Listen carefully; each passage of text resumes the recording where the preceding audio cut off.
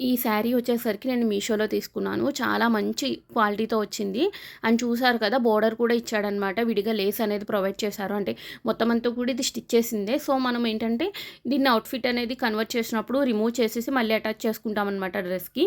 And blouse piece వచ్చేసరికి baby pink కలర్‌లో వచ్చింది. శారీ అంతా కూడా కొంచెం ప్యూర్ వైట్ కాకుండా కొంచెం క్రీమిష్ పింక్ వైట్‌లా ఉందనమాట. చాలా బాగుంది. ఖచ్చితంగా ట్రై చేయండి. మీరు ఇది శారీలా కట్టుకున్నా కూడా ఎక్సలెంట్‌గా ఉంటుంది.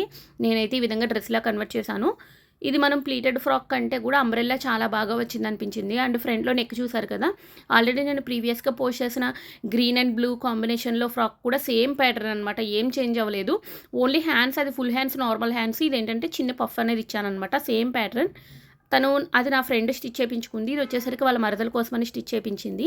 ఇందులో కొంచెం ఫ్యాబ్రిక్ మిగిలిన తర్వాత నేనేం చేశాను అంటే వా ఈ ఎవరిదైతే ఫ్రాక్ కుట్టానో వాళ్ళ పాపకి 3 ఇయర్స్ అనమాట. తనది కూడా ఫ్రాక్ అనేది డిజైన్ చేశాను.